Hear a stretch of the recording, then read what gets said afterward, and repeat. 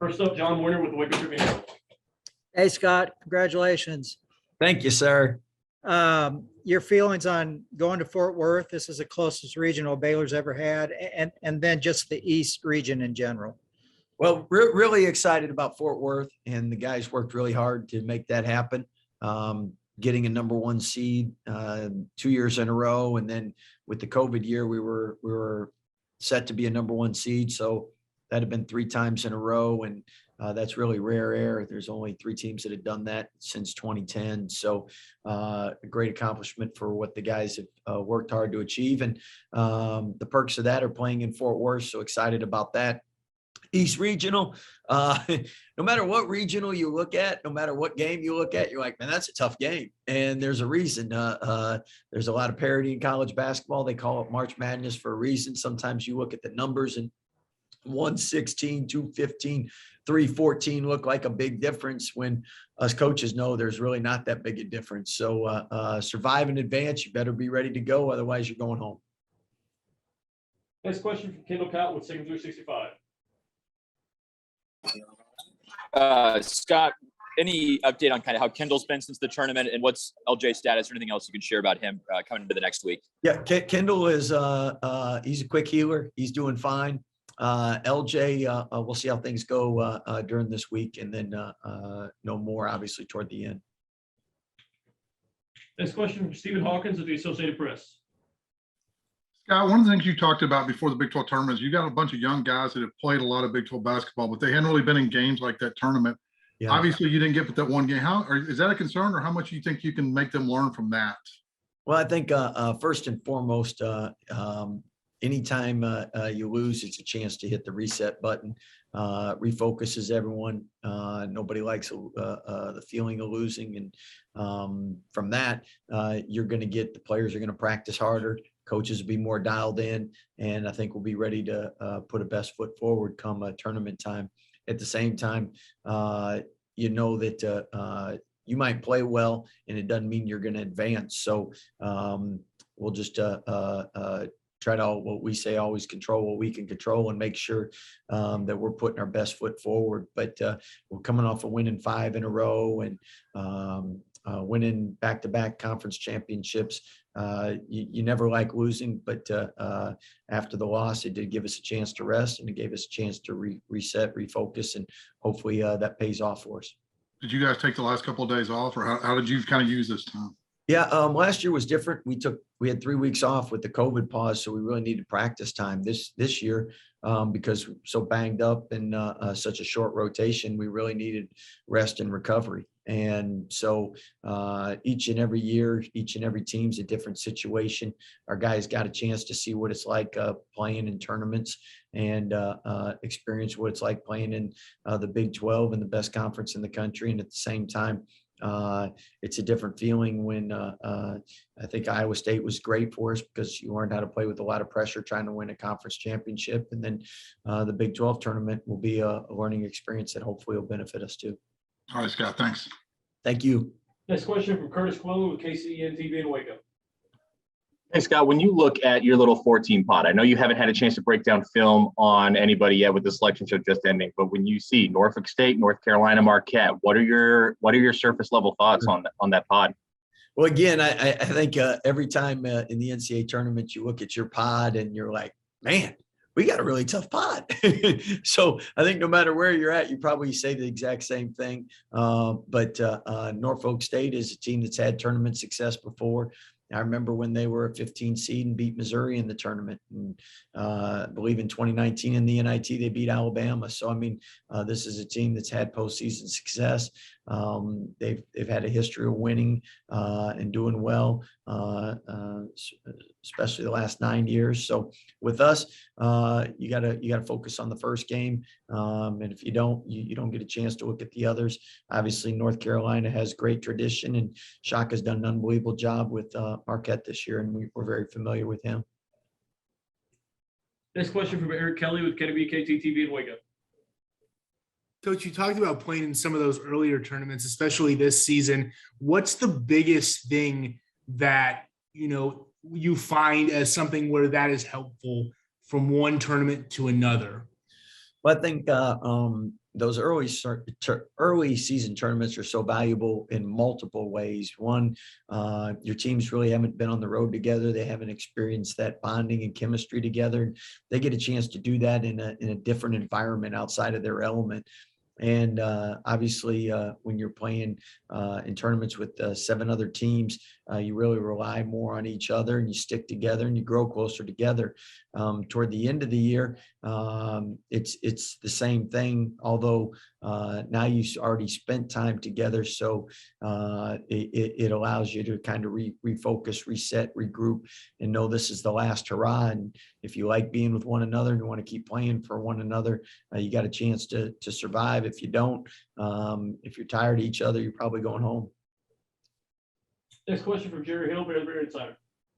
Scott, I know you lost a lot, obviously, from that championship team, but guys like Adam and Flo, the experience they got, how much does that help them? And Matthew, how much does that help them going into this tournament, you think? Definitely that helps them, and it gives them a great chance to leadership wise to be able to express what they do know and what they've learned. And John, even though he's not playing, he's able to help guys as well. And LJ, I mean, so all those people that experience what it was like to win in postseason definitely know what you have to do to prepare and how intense it is. So that's always a plus. Plus, anytime your staff is able to grow and improve and learn, hopefully that helps your players as well. Thanks, Scott. Next question from Kevin Lundquist with Sic'EmSports.com. Scott, on top of that, just the growth that you've seen over the last month from both Jeremy and Kendall, obviously Jeremy winning Big 12 Six Man of the Year, but just the overall growth of those two, what have you seen from them? Well, I think both of them, if you watch film in the beginning of conference, were good players, but they're much more battle tested, a lot more physical. They've gone through the rigors of the Big 12 and are better because of it. At the same time, I think they got a chance to experience what tournament play is like. And at the Big 12 tournament, you got teams that don't want to go home, and they're going to leave it all out there, put it all on the line. And it's even another level. You got to raise your game. So again, that's the Big 12 tournament always does a great job preparing us for the NCAA tournament, from how it's run to just what to expect with the physicality and toughness and a passion people are playing with. And I mean, Oklahoma was on the bubble, and they played like it. They played like a team that didn't want to go home. Next question from Stephen Hawkins of the Associated Press. We talked about those guys, but Adam Flagler, what have you seen his growth this year? I mean, the fact, obviously, he had to kind of play behind some guys last year, wait his time, but he stepped up in a role and he's done pretty good. Just talk, what have you seen in him this year? Well, Adam's somebody that he cares about his teammates. He always puts them first. And because of that, they trust him, respect him, and he makes big plays. And it seems like the bigger the moment, the better he performs. And he stays within himself. He doesn't try to do too much. And it's a comfort to have somebody like that is out there and has had that experience. And you talk about caring for people. I told David, I always enjoy the line, he wants to be a pediatrician one day. Yeah. How good do you think he'll be at that? What kind of characteristics does he have? I know he wants to play basketball, but long before that. But what do you see from a guy like that has that kind of aspirations? Well, I think first, if you want to be a pediatrician, that means you have to manage your time well, because as you know, probably not the classes that you took in college or I took. so he's definitely diligent with his classwork. At the same time, prioritizes basketball and probably cuts into his social life, and just time to waste playing video games or doing things that don't help him academically or basketball wise. And then with that also, I think when you know a guy cares for his teammates when he's always looking out for him. And what I mean is, hey, let's run this play for so-and-so. Let's get him a touch. You can always tell in 5-on-0 offense if someone's coming off a game where they didn't shoot it as well, he's passing them the ball a little bit more to give them more reps and more confidence. I mean, just he puts others first, and you can recognize that. And I think all people want to follow someone that puts other people ahead of themselves. Thanks, Scott. Next question from Curtis Coyle with KCEN TV. Scott, I know you're inundated with your own team, but when you look at everything going on within a 30-minute radius of you in college basketball, one of your former assistants is in Belton, just made a Sweet 16 run. Their men's program at UMHB just made an Elite 8 run. How hot is college basketball in this area with the success you and Coach Collin have had at Baylor, combined with everybody else in the area? Yeah, I think you look at football, men's and women's basketball, all winning conference, and that first time it's happened in Big 12 play, and hopefully the women get a #1 seed tonight. And great things have been happening at Baylor, and there's no secret why, because we got great leadership from President Livingstone to Mac Rhodes to great Baylor family coming out and supporting our teams, and obviously a lot of great players that have really put the school first and been able to achieve a lot because of that. So a lot of exciting times. And like you said, especially if you're in Central Texas and you like sports, there's a lot of great games to go to and a lot of winning to cheer about. Final question from Eric Kelly with KBKT TV. Coach, you touched on it a few days ago when you guys were still not sure whether or not you would get a 1 seed. Now that you are a 1 seed, what does that confirm to you based on what you thought 2 or 3 days ago?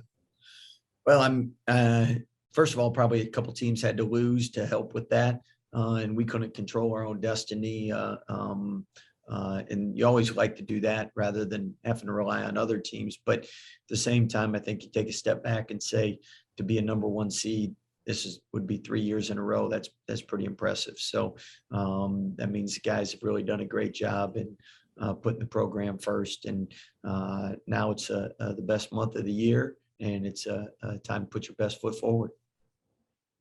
All right, that's all we have for Coach. Everybody hang tight. We'll get James Akinjo in here. Thank you. Thanks, Scott. Ask James all the tough questions.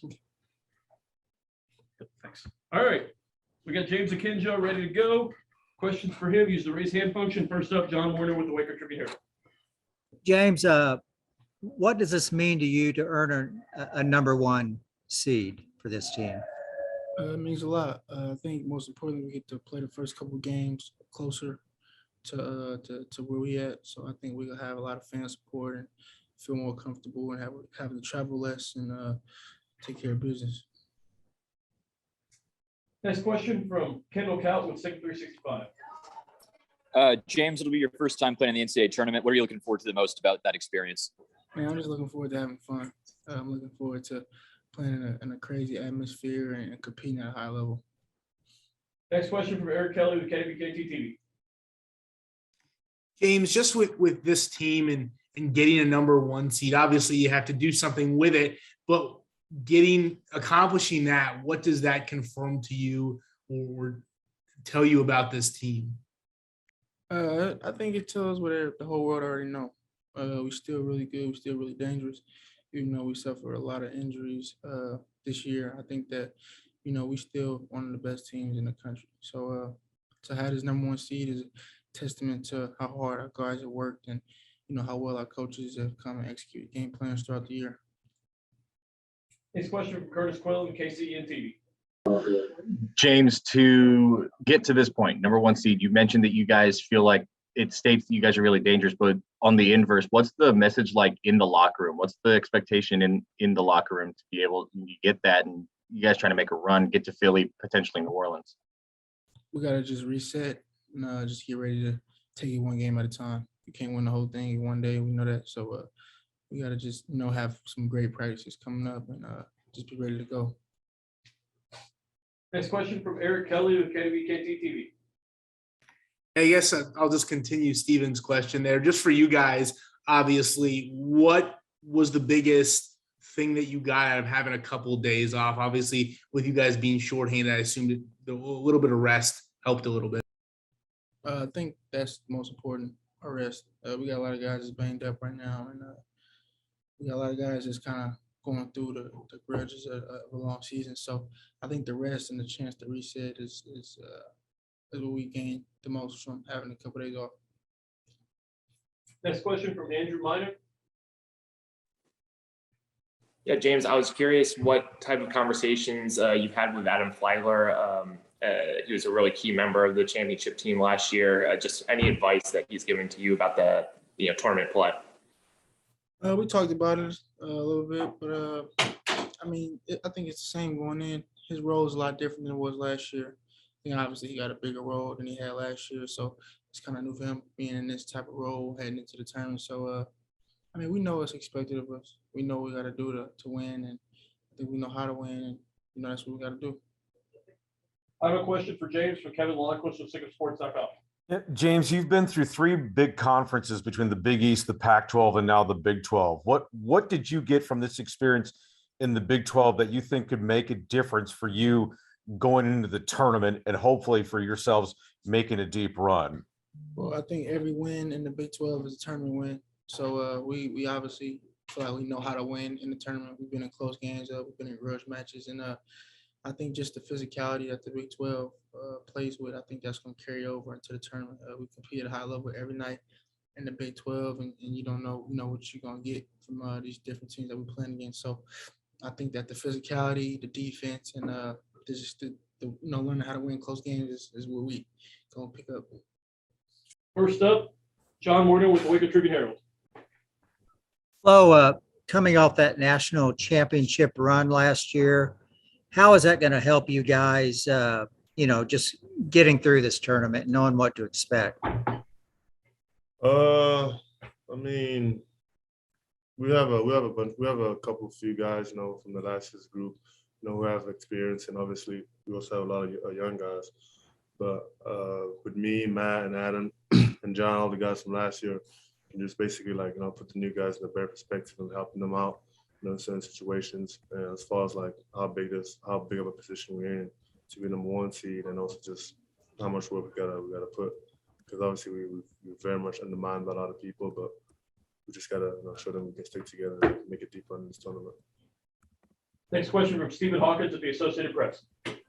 Flo, how different is the feeling though this year getting the number 1 seed as opposed to last year when you guys, this year was, like you said, it was a little unexpected, but how different does it feel this time? It feels, first of all, it feels good. I've been part of this program for 4 years. As you can all remember, my freshman year was very much a battle. Are we even going to make the tournament? And now we're looking for the past 2 years to be number 1 seed. So, the program has come a long way. We're in a better light right now. It's amazing to celebrate with everybody, the success that we have. But like I said, nothing is very much guaranteed, but we're just proud that we were achieved to be number 1 seed and just looking forward to play our first game. I guess they always say it's harder to stay on top than get there, but at least, you guys go into this tournament as the reigning national champions. Is that any more pressure? Is it just kind of you guys have to restart? I don't think it's any more pressure. It's just we just got to focus on executing and playing our best basketball. It was pressure when we had to play our first game when the season started, but we went past that. Now it's time to create a new chapter for ourselves. All right, man. Thanks. Next question from Jerry Hill, Baylor Insider. Flo, how much did it help getting a couple extra days rest, after you left the tournament? And how quickly did you put that loss behind you moving forward? That's the best thing about our team. We never really dwell on the past. We always, move on to the next thing. And coach very much elaborated that, right after the post game talk, and it was just like, hey, we got to focus on the next thing. And obviously, it was, we healed up and preparation for the tournaments and everything. But we never really like to dwell on the past. So we're just looking forward to Norfolk State. Next question from Kendall Cott with Second 365.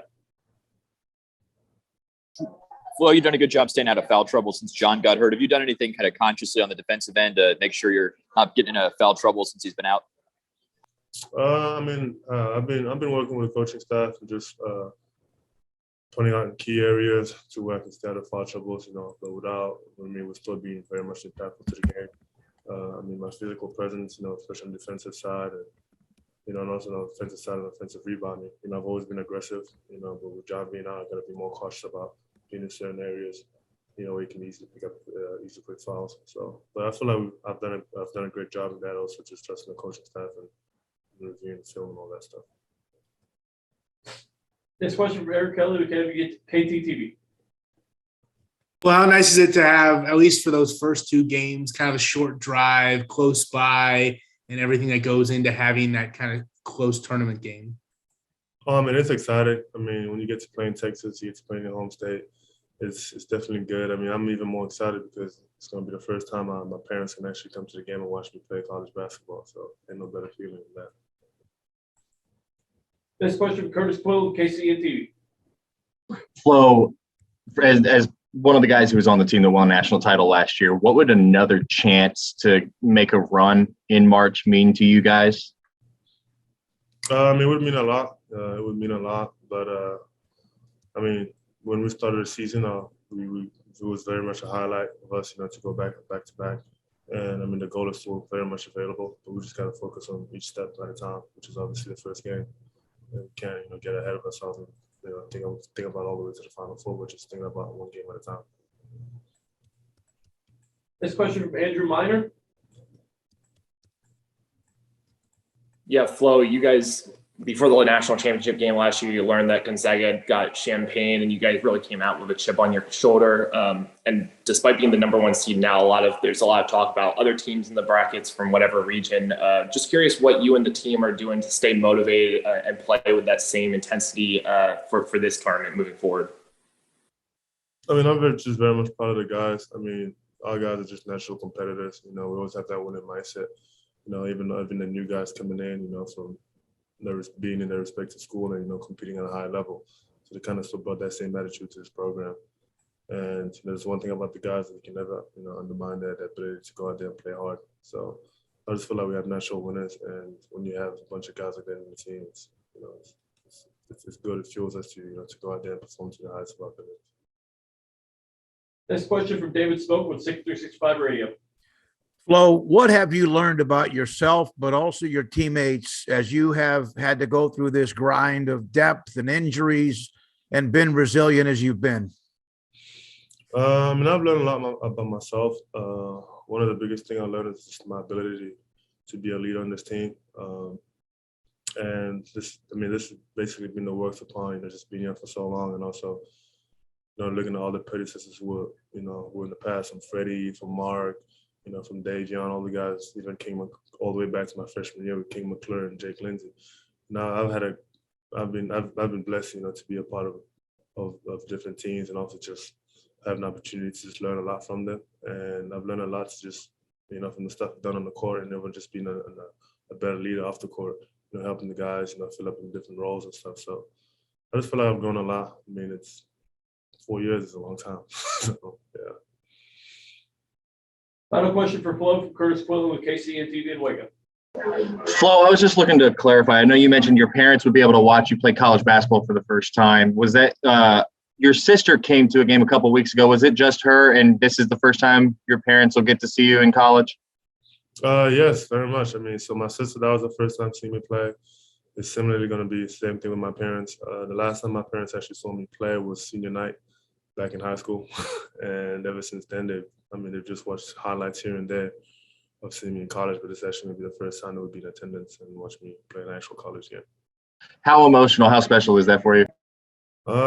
Emotionally, I mean, I'm not really a guy to be emotional like that, but it's just a good feeling, more so for my mom, because, she's always, supported me in a lot of ways, and just seeing her and just seeing the fruits of the labor that we've, been away from each other for so long, just seeing how, it's just going to be special to us. Like, man, we get to celebrate this thing as a family.